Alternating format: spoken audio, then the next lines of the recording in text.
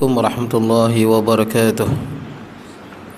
إن الحمد لله نحمده ونستعينه ونستغفره ونعوذ بالله من شرور أنفسنا ومن سيئات أعمالنا.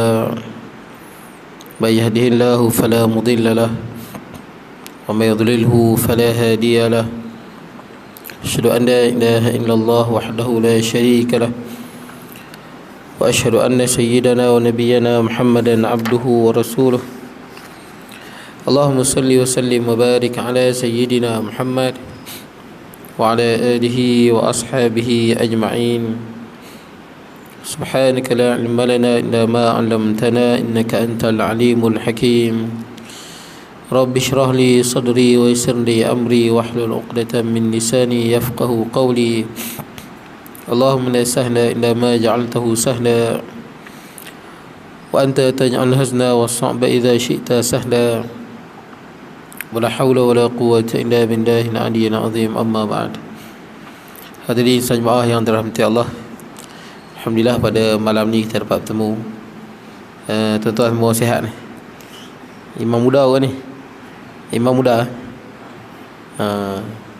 Tuan ada imam muda. Okey lah tuan-tuan. Tafiz dulu. Tafiz mana? Kat mana? Belah mana? Tiku Ad-Din, Ipoh kan? Oh, cawangan mana dulu? Cawangan mana Ustaz duk? Oh, Tiku Ad-Din. Ada nampak? Oh, habis 30 kan? Tak apalah, tentu ada imam lah. Baik, jadi tuan-tuan, alhamdulillah. Kita berhenti mana tuan-tuan? Kalau muka saya 169 Ibnul Qayyim, di situ. Jadi kita pada 2 minggu lepas kita sebut bagaimana Nabi SAW dengan Sayyidina Abu Bakar radhiyallahu an berhenti di kemah Ummu Ma'bad Al-Khuzaiyah, yang mana Nabi dalam perjalanan tu, Nabi dan Sayyidina Abu Bakar dalam keadaan dahaga, sangat dahaga. Jadi berhenti di kemah Ummu Ma'bad Al-Khuzaiyah ni dia layan dengan penuh baiklah. Kemudian Ummu Ma'bad ni kambing dia semua kering, susu, pasal dah lama kemarau. Maka Nabi SAW sentuh tetek kambing tu, kemudian mengeluarkan banyak susu. Ini mukjizat lah. Kalau saya pernah sebut kat tuan-tuan, kalau nak kira mukjizat Nabi ni ada 100. Macam-macam lah. Sahabat yang buta Nabi sembuhkan, sahabat yang patah kaki Nabi sembuhkan, terus belah bulannya ada 100. Kemudian Nabi pun minum. Setelah tu Abu Ma'bad balik, dan Abu Ma'bad melantungkan syair kan, kegembiraan kerana isteri dia sempat melayani Nabi SAW. Kemudian dalam perjalanan lagi Nabi bertemu dengan Abu Buraidah Al-Aslami. Asalnya Abu Buraidah ni nak tangkap Nabi dengan 70 orang pengikut dia. Tapi bila bertemu dengan Nabi SAW, maka dia berubah dan dia masuk Islam. Ni saya sebut kat tuan-tuan, orang kalau hati dia bersih, dia menentang ni kerana kejahilan, dia senang mendapat hidayah. Berbeza dengan orang yang menentang kebenaran kerana keras kepala dan sombong, cik iblis. Macam baru ni pun tuan-tuan tengok ahli parlimen Belanda kan, ahli parlimen Belanda yang asalnya dia menulis buku menghina Islam, menyerang Islam. Sebelum dia tulis buku menyerang Islam ni pun, dia antara ahli parlimen Belanda yang selalu sebut tentang Islam ni ganas lah, Quran ni penipu lah. Tapi bila dia tulis buku tentang mencari kesalahan Al-Quran dan mencari memburukkan Islam, dah lah masuk Islam ni. Itu kadang-kadang ada orang yang menentang kerana kejahilan. Sama Abu Buraidah Al-Aslami. Jangan menentang sesuatu tu, kita tahu benda tu benar, tapi kita saja tentang, ini susah hal, keras kepala bagi ya. Hina. Dan kemudian jumpa juga Az-Zubair bin Awam, dan Zubair bin Awam bagi 2 baju pada Sayyidina Abu Bakar dengan Nabi SAW. Kemudian ketika mana Nabi SAW pada 8 Rabiul Awal sampai di Quba, setelah 8 hari berjalan Nabi keluar pada 1 Rabiul Awal sampai di Quba 8 Rabiul Awal, duduk 4 hari di situ. Kemudian waktu Nabi SAW nak masuk ke Madinah tu, ada orang Yahudi nampak. Maka orang Yahudi ni dia apa? Dia melaungkan dengan suara yang tinggi. Dia kata, wahai orang Arab, nenek kamu dah tiba, tok wan kamu dah tiba, orang yang kamu tunggu sudah datang. datuk kamu telah tiba. Maka orang Arab pun standby dengan senjata dan ramai-ramai keluar nak menjaga Nabi SAW. Itu kita berhenti. Jadi malam ni kita sambung Ibnul Qayyim. Ibnul Qayyim ni seorang ulama terkenal jugalah dengan kitab dia Zadul Ma'ad. Kitab sirah dia Zadul Ma'ad. Qala musannifu rahimahullahu ta'ala wa nafa'na bi ulumi fid darain, kata mengarang. Ibnul Qayyim berkata, laungan Allahu Akbar, Allah Maha Besar, bergema kerana sambutan Banu Amir bin Auf. Jadi Banu Amir bin Auf yang duduk dekat Madinah tu melaungkan dengan suara yang tinggi, Allahu Akbar, Allahu Akbar. Kegembiraan Nabi Muhammad SAW kian bertambah, tetapi mengarahkan agar memberhentikan laungan itu kerana bukan waktu serta terkeluar daripada batas kesopanan. Mungkin mereka melaung ni macam kuat sangat lah, macam terkeluar daripada batas kesopanan. Allahu Akbar, Allahu Akbar. Jadi macam keterlaluan. Maka Nabi SAW tegur. Walaupun benda itu baik, tapi kita kena tahu kadang-kadang yang baik itu pun kalau tak ikut batasan dia jadi salah. Nabi SAW waktu Nabi beribadah di rumah isteri dia, rumah si Nabi ni kan tepi masjid Nabawi tu. Maka Nabi dengar ada orang yang baca Al-Quran kuat, Maka Nabi SAW selak tirai tu. Nabi kata, sesungguhnya kamu di kalangan kamu ni beribadah, bermunajat pada Allah. Janganlah salah seorang daripada kamu mengangkat suaranya ke atas suara orang lain, menyakiti orang lain. Baik, kalau baca biasa ni tak apa, ni baca suara yang sangat kuat lah, sampai mengganggu orang lain, terganggu orang. Baik, benda tu baik, tapi kalau tak ikut aturan dia jadi tak baik lah. Baik, itu yang Imam Ibnul Jauzi rahimahullah, dia ada tulis satu buku nama dia Talbis Iblis. Ibnul Jauzi ni ulama yang mana dia kuliah katanya sampai 3 juta orang pernah dengar. Kita ada Ustaz Zaidrus kan, berapa puluh ribu main. Tapi Imam Ibnul Jauzi ni kalau di Baghdad tu dia kuliah, dikatakan sampai 3 juta orang dengar. Ramai lah. Jadi buku Talbis Iblis tu baguslah. Dia cerita bagaimana syaitan ini menipu ahli ibadah. Macam mana dia nak menipu, tipu daya syaitan. Baik, antara yang ditegur tu, sebahagian orang sebelum azan subuh dia duduk atas menara, dia baca Quran kuat-kuat. Bila baca Quran kuat-kuat sebelum subuh, orang tidur, baca Quran kuat-kuat pula tu. Itu antara benda yang dia nasihat. Baca Quran tu bagus, tapi bila baca Quran dengan kuat, ganggu orang yang lain malam-malam pula tu, bukan pada masa dia. Itu dia kata antara benda yang pada zahirnya nampak baik, tapi kadang-kadang benda itu tak baik lah. Talbis Iblis, mengganggu orang yang lain. Baik, kemudian suasana hening menjelubungi, maka turunlah wahyu. Fa inna Allah wa maulah wa Jibril wa salihul mu'minin wal malaikatu ba'da dhalika zahir. Maka sesungguhnya Allah adalah pelindungnya, dan begitu juga Jibril dan orang-orang mukmin yang baik, dan selain daripada itu malaikat-malaikat adalah penolongnya pula. Ni nak cerita Allah, Jibril, orang beriman, para malaikat adalah pendukung Nabi SAW. Urwah bin Az-Zubair berkata, mereka menyambut Nabi SAW, lalu bersama mereka ke sebelah kanan. Di situ Banu Amir bin Auf Banu Amir bin Auf tu melayan mereka pada hari Isnin Rabiul Awal. Baginda duduk berdiam diri sementara orang-orang Ansar belum berpeluang menatap wajah Nabi SAW, juga mengalu-alukan baginda. Dikatakan waktu itu panas terik, dan Sayyidina Abu Bakar bangun melindunginya daripada panahan cahaya matahari. Ini kata Sayyidina Abu Bakar ni sahabat yang paling setia. Tengah panas pun Sayyidina Abu Bakar yang bangun lindung Nabi SAW.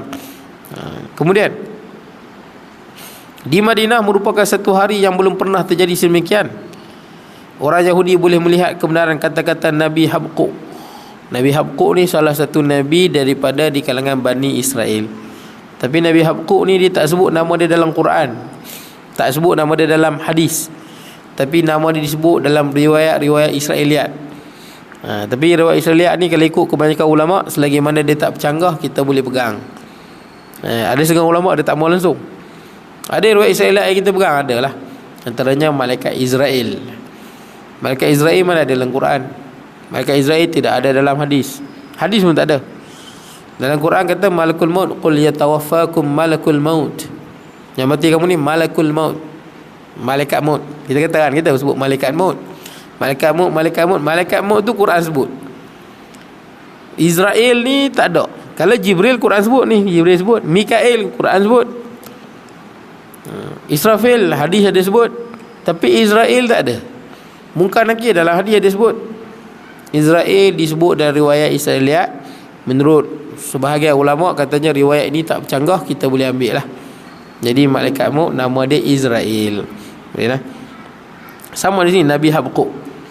Dia kata Tuhan telah datang daripada Taiman, sementara orang Kudus datang dari Gunung Faran. Jadi orang Kudus ni Nabi SAW datang daripada arah Gunung Faran. Itulah waktu Nabi SAW masuk melalui Gunung Faran. Baik. Tuhan telah datang daripada Taiman. Ni wallahu alam tuan-tuan. Kita pegangan ahli sunnah wal jamaah. Dalam Quran sebut wajah rabbuka wal malaku saffan saffah. Dan ni orang bergaduh tentang apa? Tafsir apa? Tafsir Pembinaan Ar-Rahman. Syekh Abdullah bin Basmih. Meninggal tahun 1996. Dia orang Arab. Tapi duduk di Malaysia lama. Maka dia buat tafsir yang cukup bagus lah. Tafsir Pembinaan Ar-Rahman kepada tafsir ayat Al-Quran. Macam itulah tafsir Pembinaan Ar-Rahman. Meninggal pada tahun 1996. Jadi yang terbaru ni mereka ada ubah sikit lah tafsiran itu. Ubah sikit. Antara tafsir yang diubah apabila Ar-Rahman wa al-Arsy istawa, Tuhan yang Maha Pemurah beristiwa di atas arasy. Kita sebut beristiwa lah senang. Ini keluar pada khilaf senang. Istiwa pada arasy. Tak terjemah dalam bahasa. Istiwa terus. Tapi Abdullah bin Basmih ni dia tulis lama dah, tahun 1980-an. Lama dah. 80-an kitab dia tu. Dan memang banyak lah menjadi apa rujukan kita lah.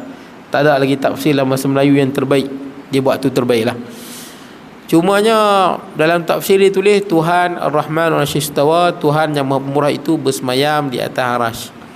Bersemayam ni maksud dia duduk. Saya kecil-kecil dulu saya tak tahu bersemayam ni apa. Pokoknya bersemayam ni raja duduk di atas singgasana. Bila raja kita tak kata duduk, kita kata bersemayam.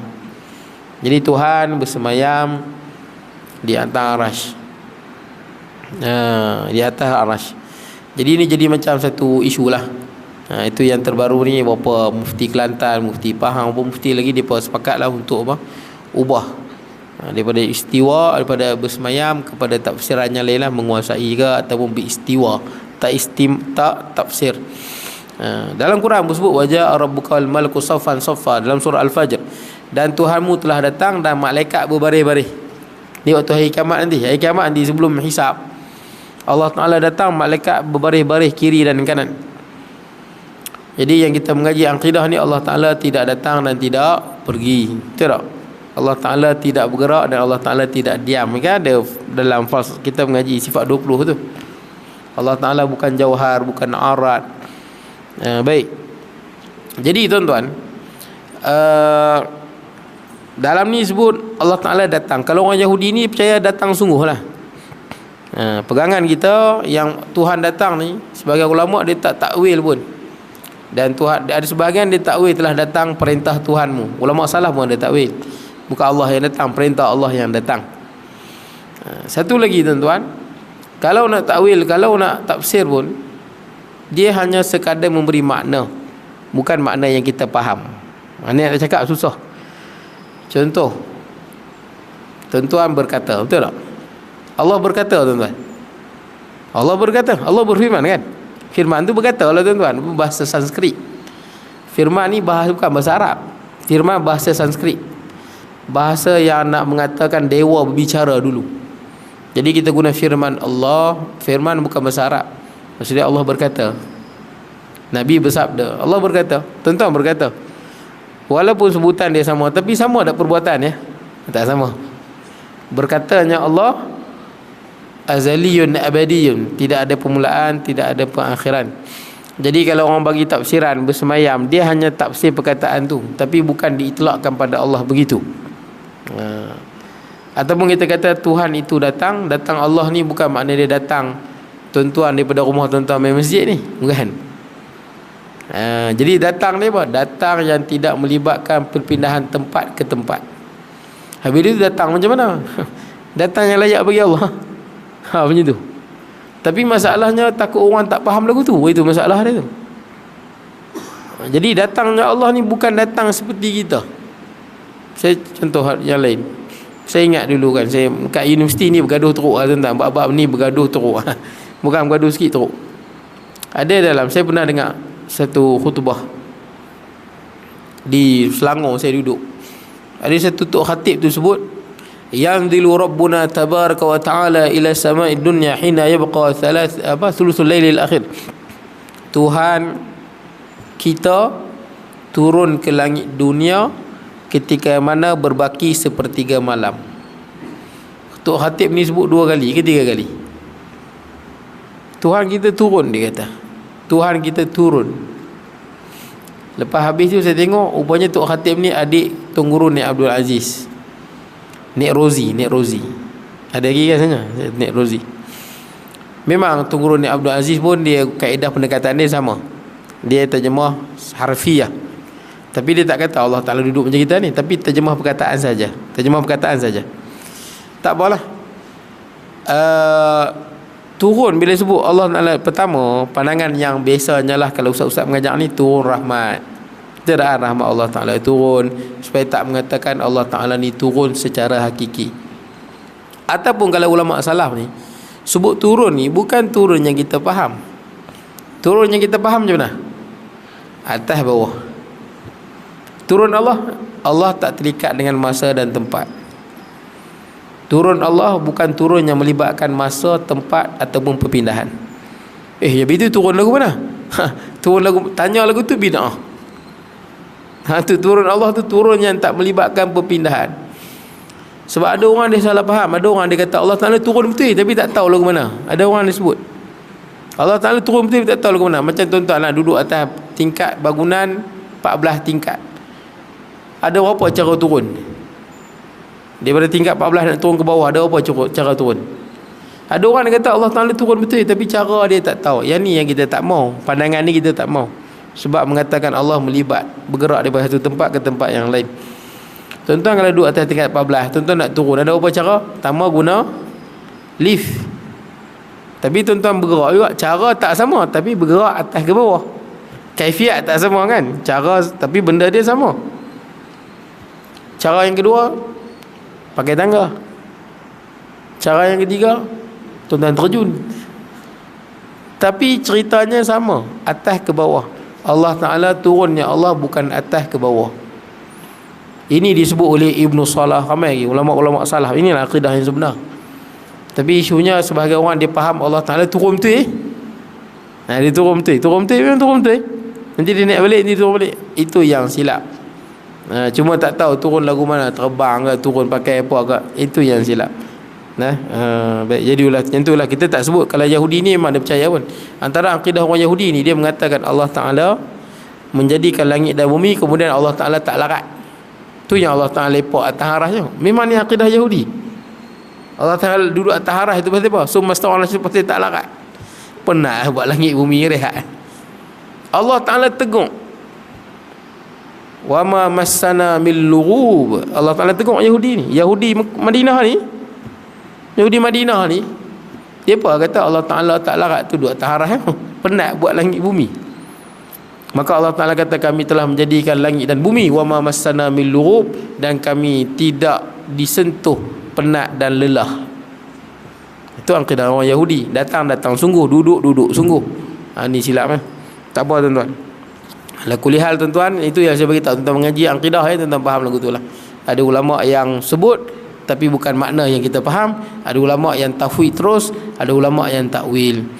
Kemudian tuan-tuan, Nabi Muhammad SAW tinggal di Quba bersama dengan Kulsum bin Hadami, seorang ketua suku Bani Amir bin Auf yang baik hati. Baginda tinggal di sini selama 4 hari, iaitu hari Isnin, Selasa, Rabu dan Khamis. Jadi kita kalau tetamu datang, kita wajib terima selama 3 hari. Ini dilebihkan sampai 4 hari. Tuan-tuan, tetamu mai rumah tuan-tuan, hari pertama dia mai, kita layan dia dengan layanan yang cukup istimewa lah. Benda yang kita tak pernah masak, kita masak udang, galah, kambing kalau ada duit lah.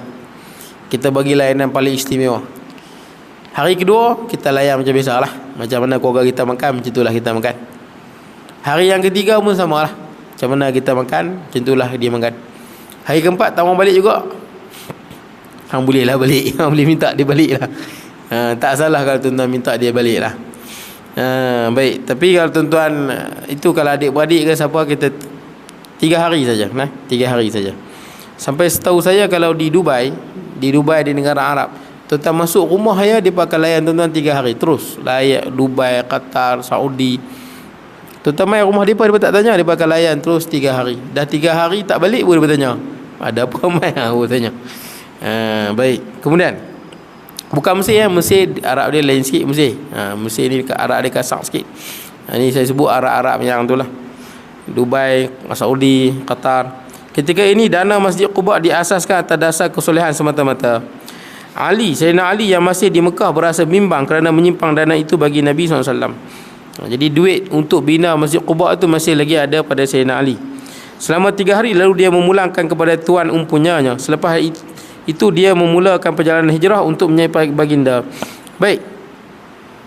Dia yang tepat ni maksud dia Sayyidina Ali. Waktu Nabi SAW nak pergi ke Madinah, ada barang yang orang simpan kat Nabi SAW. Orang ni walaupun tak beriman, tapi dia percaya kat Nabi. Dia pun tak beriman, tapi dia tahu Nabi itu betul. Jadi sebelum Nabi berhijrah, Nabi bagi barang itu pada Sayyidina Ali. Jadi sebelum Sayyidina Ali berhijrah, Sayyidina Ali serah pada tuan empunya barang tu lah. Barulah Sayyidina Ali berhijrah. Baik, kemudian dan menyertai baginda di Quba. Masjid pada pagi Jumaat, Nabi SAW memanggil Bani Najjar, bapa saudara sebelah ibu. Jadi mak Nabi nama apa? Aminah kan? Aminah ni keturunan Bani Najjar.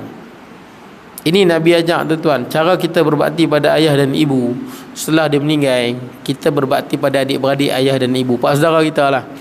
Jaga hubungan dengan pak saudara dan kawan-kawan. Itu cara kita berbakti pada ayah dan ibu setelah mereka tak ada lah. Jadi Nabi panggil sebab Bani Najjar keturunan mak ibulah Aminah, bapa saudara sebelah ibu, dan Abu Bakar untuk menemaninya ke Madinah. Dia menunggang kuda menuju ke markas baru di tengah-tengah keriuhan orang Madinah yang berbaris di sepanjang laluan dengan penuh mesra menyambut kedatangannya. Tuan-tuan tengok, dia pun tak kenal Nabi tapi dia pun sayang Nabi. Siapa tuan-tuan? Dia pun tak kenal Nabi, tak pernah tengok Nabi pun, tapi sayang kat Nabi sallallahu alaihi wasallam. Sebab kalau orang tu baik, Allah Ta'ala jadikan manusia sayang pada dia. Kalau orang tu baik, kan ada dalam hadis sahih kan, Nabi SAW sebut, idza ahabballahu fulanan da'a Jibril. Nabi SAW bila sayang pada seseorang hamba, Allah Azza wa Jal bila sayang pada seseorang hamba, Allah akan memanggil malaikat Jibril. Allah memanggil malaikat Jibril. Hadis ni sahih, tuan-tuan boleh cek. Sahih Imam Bukhari atau Muslim atau Imam Tirmizi, tuan-tuan. Allah Ta'ala bila sayang seseorang hamba, Allah Ta'ala panggil malaikat Jibril. Kemudian Allah berfirman pada malaikat Jibril, inni ahbabtu fulanan fa ahbibhu. Wahai Jibril, aku sayang fulan bin fulan. Dia akan sebut nama lah, nama imam. Dia akan sebut, aku sayang fulan bin fulan. Fa ahbibhu, maka hendaklah kau sayang dia. Allah sayang pada lelaki itu. Jangan kata Nabi, orang biasa pun boleh. Allah sayang pada orang tu. Jibril pun sayang dia. Tak berhenti lagi. Summa yunadi fi ahli sama. Kemudian Jibril akan berseru seluruh penduduk langit. Langit ini luas, tuan-tuan. Pluto dengan matahari 5 bilion kilometer. Itu baru sistem suria. Langit ni luas, kita tak jumpa tepi dia. Pasal apa langit ni luas? Pasal langit tu tempat malaikat. Itu kalau tuan-tuan fikir, pasal apa luas sangat langit ni? Sampai kita guna jarak cahaya. Pasal langit itu tempat malaikat itu, dia luas. Luas seluas-luasnya, tak jumpa lagi batasan dia. Jibril akan berseru ni, seluruh penduduk langit dengar. Suara Jibril ni seluruh penduduk langit dengar. Jibril kata apa? Innallaha yuhibbu fulanan fa ahibbu. Wahai penduduk langit semua, Allah sayang fulan bin fulan, Allah Ta'ala sebut nama tuan-tuan dengan, kalau tuan-tuan lah, dan ayah tuan-tuan. Allah sayang fulan bin fulan fa'ahibbu, hendaklah hampa semua sayang pada dia. Seluruh penghuni langit sayang pada dia. Kenal? Mula Allah Ta'ala cinta, Jibril cinta, seluruh penduduk langit sayang pada dia. Penduduk langit luas ni, kenal? Tak habis lagi. Summa yudha'u lahul qabul fi ahli al-ard. Kemudian Allah Ta'ala campakkan dalam hati penduduk dunia sayang pada dia. Tuan tengok contoh yang lain lah. Dr. Yusuf Qaradawi baru ni meninggal kan. Seluruh dunia buat sembahyang jenazah gaib. Mesir tak bagi tuan-tuan. Agak pelik ya. Mesir tak bagi, Al-Azhar pun keluar bagi apa. Saya kadang-kadang bila ingat cerita kesian Dr. Yusuf Qaradawi ni, saya ingat dia dalam penjara lama bertahun juga dia. Kenapa dia ditentang? Sebab dia bukan sekadar ulama, dia ulama yang berjuang, ulama yang nak melihat Islam dimartabatkan. Ada setengah ulama ilmu banyak, tapi dia tak mau libat dalam perjuangan Islam ni. Dia lebih suka berzikir, menari dengan geng dia. Ini betul ya tuan-tuan? Berzikir, menari dan sebagainya. Bukanlah saya kata zikir menari itu salah, tapi banyak orang yang saya jumpa yang pro zikir menari ni memang anti dengan Dr. Yusuf Qaradawi lah. Itu banyak lah saya jumpa.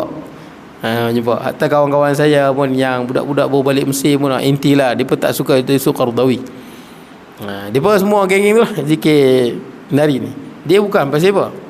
Sebab sebahagian ulama di Al-Azhar tu, bukan semua, sebahagian ni berpandangan tidak ada perjuangan Islam. Ya, saya boleh datangkan video banyak. Dan anak murid dia pun cerita benda yang sama.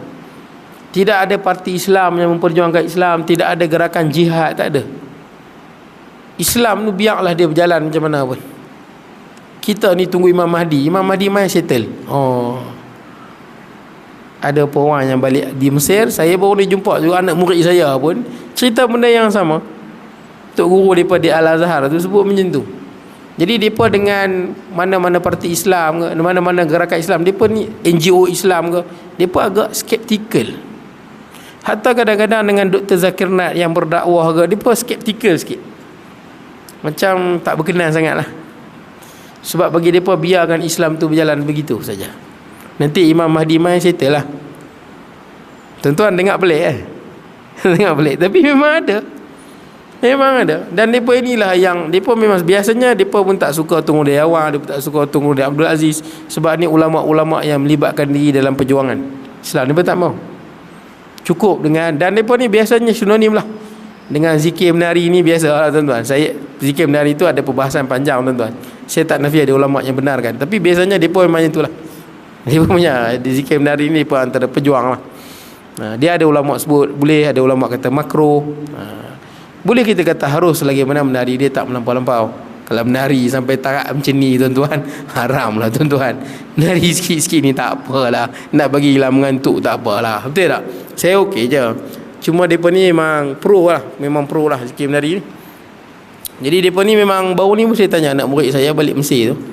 Saya kata kenapa tak kelas semayang Yusuf Qaradawi? Berkata nanti jadi kebangkitan lah, sarwah lah, apalah. Sarwah apa, kawan dah meninggal. Ikhwan muslimin di Mesir pun dah diharamkan lah. Banyak yang dah dibunuh.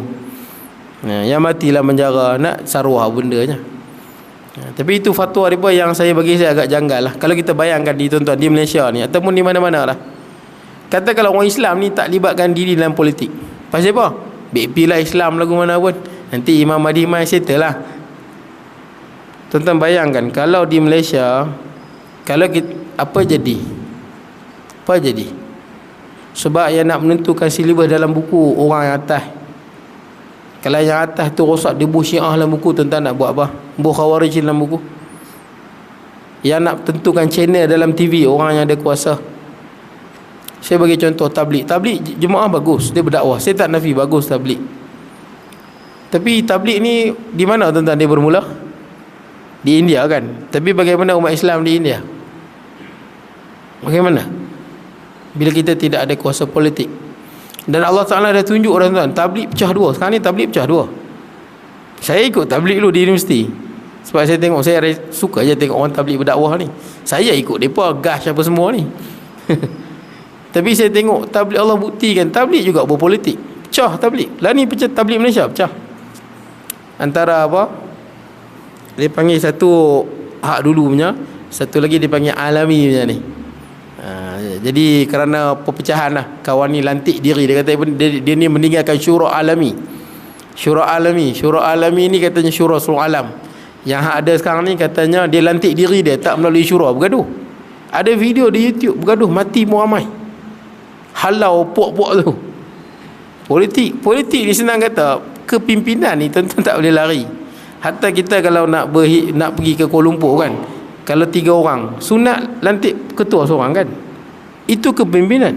Dia mesti ada. Tuan-tuan dalam Quran, dia ada kepimpinan. Siapa yang atur urus? Sejak bila Islam tidak ada kaitan dengan atur urus kehidupan kita? Saya ingat kalau lah di Malaysia ni, semua orang Islam tak terlibat politik, nanti Imam Mahdi keluar settle lah.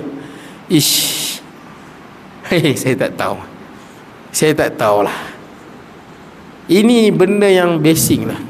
Tapi saya tak tahu macam mana. Dan tak apalah, saya nak pergi pada Yusuf Qaradawi tu lah. Dan di Mesir dilarang, tak boleh sembahyang jenazah ghaib pun tak bagi. Sembahyang jenazah ghaib tak bagi. Tarahum, sebut tarahum kan, rahimahullah pun tak ada sebut. Atau ulama Al-Azhar pun tak sebut rahimahullah. Katanya sebab ada berbeza. Tuan-tuan, itu Yusuf Qaradawi ni, saya bagi contoh. Masa dia kecil dulu, Tok Guru dia tanya nak jadi apa. Dia kata saya nak jadi Syekhul Azhar. Syekhul Azhar ni ulama Azhar. Tapi rupanya Azhar buang ni. Mesir buang dia. Dulu masa sebelum dia dihukum bunuh. Lah ni Mesir hukum bunuh sebelum dia mati. Mesir hukum bunuh. Dia balik Mesir tangkap, Mesir akan bunuh dia. Dia dihukum bunuh. Kemudian dia pernah masuk Mesir pun tak lebih 2 jam. Lebih 2 jam akan masuk penjara bawah tanah. Penjara di Mesir ni tuan-tuan, untuk ikhwan muslimin lah, untuk pejuang Islam ni. Dia kalau berdiri, kalau masuk penjara berdiri je. Memang boleh berdiri je. Duduk tuan-tuan, kalau setahun berdiri tuan-tuan, memang tuan-tuan okey juga, tak boleh buat apa dah, kerat habis lah sendi-sendi ni, duduk Jadi tuan-tuan, itulah dia. Tapi Allah Ta'ala ganti lebih baik. Mesir buang dia, Mesir jatuhkan hukuman mati pada dia. Tahun 1961 tuan-tuan, Qatar terima dia. Dan Qatar bersikap lunak dengan ikhwan muslimin. Negara Arab lain tak mau, tapi Qatar dia bersikap lunak dengan ikhwan muslimin. Jadi tuan-tuan, dia tak jadi Syekhul Azhar, tapi Allah angkat dia menjadi Syekhul Ummah, Syekh kepada umat Islam. Pasal apa saya kata Syekh umat Islam? Tuan-tuan pergi mana-mana orang kenal dia. Mana-mana universiti tuan-tuan terkenal Yusuf Qaradawi dengan buku, menjadi rujukan seluruh dunia. Pasal Yusuf Qaradawi ni, dia tulis buku, dia tak ambil royalty. Dia tulis buku, lepas tu dia akan sebarkan. Siapa yang nak cetak lah, terjemah dalam bahasa apa pun, dia tak minta royalty, dia tulis free of charge. Fiqhul zakahnya, fiqhul awlawiyatnya, fiqhul jihadnya, banyak dia tulis buku tuan-tuan, tak ambil royalty. Maka dia menjadi rujukan tuan-tuan. Mesir buang dia tuan-tuan, rupanya Allah angkat dia tak jadi Syekhul Azhar, Syekhul Ummah. Seluruh dunia semayang jenazah, seluruh ummah, seluruh dunia. Hatta beberapa orang tokoh-tokoh tarikat dunia tu, tarikat Rifa'i lah apa, tetap juga buat sembahyang jenazah ghaib bagi Dr. Yusuf Al-Qaradawi. Mesir buang dia tuan-tuan, Allah ganti yang lebih baik, Qatar. Tuan-tuan pernah pergi Mesir tuan-tuan? Mesir antara negara yang paling kotor di dunia, nombor 2 setelah India. Tuan-tuan kena pergi Kairah tuan-tuan. Tuan-tuan jangan tuan-tuan pergi ke tuan-tuan tak tahu. Kotor tak tahu nak kata lah. Kencing dinding. Kullu jidar hammam, itu istilah dia. Tiap-tiap dinding tu tandas. Tuan-tuan kalau lalu tengok dia 3 orang duduk kat dinding, duduk kencing, jangan pergi tengok kencing. Dia bagi depa kencing kat dinding tak aib, siapa tengok aib. Siapa tengok, apa hang tengok? Yang tengok pula salah. Dia kencing depan orang boleh. Ni ada larangan tuan-tuan, berdosa. Nabi kata masuk kena siksa kubur orang yang tak kencing basuh. Memang kena pada orang Mesir tuan-tuan, orang Arab Mesir ni. Depa kencing tuan-tuan, mana depa basuh? Air tak ada. Kadang-kadang kawan saya lalu tu, depa pergi nampak lagi kesan air kencing tu. Turun ke bawah boleh. Dia kena basuh, mana boleh goncang-goncang Lola tuan-tuan. Ada kawan saya tu, dia cerita, dia kata dia tengok Arab Mesir tu kencing, dia kata mungkin depa apa, Depa buat X kat dinding, buat X kat dinding. Buat tanda apa tu? Tanda depa istinja dengan dinding lah kot. Itu biasa di Mesir pergilah, terutama di Kairah, kotak. Kotak. Tandas jangan kata lah tuan-tuan. Tandas semua kotak. Sampai mama-mama Arab ni, mama-mama Arab ni orang perempuan Arab yang dah kahwin. Dia di pasar tu berniaga. Kalau rasa nak kencing, kencing kat pasar. Dia kencing tak apa, siapa tengok tak malu. Dia kencing tak apa. Itu teruk tuan-tuan. Teruk. Kawan saya cerita dia tengok mama Arab tu, dia ternampak mama Arab tu kencing. Ayat kencing mama Arab tu lalu kat kaki dia. Relax kencing. Kotak Mesir. Ada cerita tu. Presiden Perancis kan, dia main Mesir. Main Mesir, tengok orang Mesir ni duduk kat dinding rapat dia. Jadi Presiden Mesir, Presiden Perancis tanya, dia buat apa? Kat Presiden Mesir ni, saya lupa nama Presiden orang ni. Presiden Mesir kata, pergi kat dia tak payah ambil tahu. Yang Perancis ni, dia nak tahu juga. Perdana Menteri Perancis nak tahu tak? Dia pergi. Pipi, kencing. Kotoknya rakyat hang. Kencing dinding. Mana ada orang buat kencing dinding. Lah ni masih lagi tuan-tuan. Tapi India paling kotor lah. India ni malam-malam jalan pijak teik. Kawan saya di Kairah pun pijak teik jalan. Kotor tuan-tuan. Walaupun negara tu penuh dengan sufi, zikir, menari dan sebagainya, tapi kotor sungguh. Tak apalah. Ceritanya lagi tuan-tuan, apa dia yang presiden apa? Perancis tu bila tengok rakyat Mesir kencing ni kotor rakyat hang. Lepas tu presiden Perdana Menteri Mesir pula pergi ke Perancis. Dia melawat Perancis. Dia tengok ada juga rakyat Perancis yang duduk kat dinding, rapat dinding. Peluang. Maka Perdana Menteri Mesir kata rakyat hang buat apa tu kat dinding? Perdana Menteri Perancis kata biar jangan ambil tahu. Kata aku dah ambil tahu. Dia pergi. Tengok rakyat Mesir juga kencing kat tu. Tapi saya nak kata kotor lah tuan-tuan. Kotor lah. Mesir ni kotor sungguh lah. Mesir yang kotor, miskin, buang duit tisu Qardawi, Qatar ambil dia. Qatar negara yang kedua teraman di dunia. Saya pernah pergi Qatar. Bersih macam Jepun tu. Qatar tuan-tuan pergi, bersih dia macam Jepun tu. Bersih. Tak ada, nak kata jenayah, boleh kata tak ada langsung jenayah. Nombor 1 paling tak ada jenayah Finland. Qatar nombor 2 teraman. Saya ingat dia pernah dapat nombor 1 kot. Nak ada jenayah apa? Gaji guard pun gaji 15,000. Guard gaji 15,000. Dulu duit kita besar sikit pada dia. Lah ni duit dia besar pada kita banyak. Gaji guard 15,000. Nak mencuri apa? Kereta sana mana ada cukai. Kereta sana bukan kereta macam Malaysia ni. Kereta sana semua kereta mahal-mahal. Kalau Nissan, bukan Nissan kita, dia Nissan Infinity. Infinity ni Nissan tapi dia buat mewah. Kalau Toyota dia buat macam, dia panggil Lexus, Toyota juga tapi jenis mewah punya. Dia nak lawan dengan BMW dan sebagainya. BMW nya, kereta-kereta ni penuh kat Qatar tuan-tuan. Cukai tak ada. Kalau yang kita bangga ni apa Camry apa ni mesti AC tuan-tuan. Baik. Tapi orang buang tuan-tuan, tengok Qatar terima. Nabi SAW, Nabi lagi lah, penduduk dunia sayang. Sebab tu tuan-tuan, jaga hubungan dengan Allah. Bila tuan-tuan beramal kerana Allah, bila tuan-tuan mengaji kerana Allah, semua kerana Allah. Bila Allah sayang tuan-tuan, malaikat sayang tuan-tuan, Jibril sayang, malaikat sayang, penduduk dunia sayang. Walaupun tak pernah jumpa tuan-tuan. Boleh ya? Jangan duk heran orang tuan-tuan. Orang nak kata apa, orang nak boikot online tak habis. Tapi yang penting hubungan dengan Allah jaga elok-elok. Biar kita ni orang yang ada ilmu, beramal dan betul-betul ikhlas. Kemudian saya habiskan tuan di mana ni? Panjang lagi tuan-tuan ni, tak ada ni. Panjang-panjang tuan-tuan. Di tengah-tengah orang panjang laluan. Dia tak apa, dia singgah di lembah Banu Salim dan di situ baginda menunaikan solat Jumaat bersama 100 orang yang lain.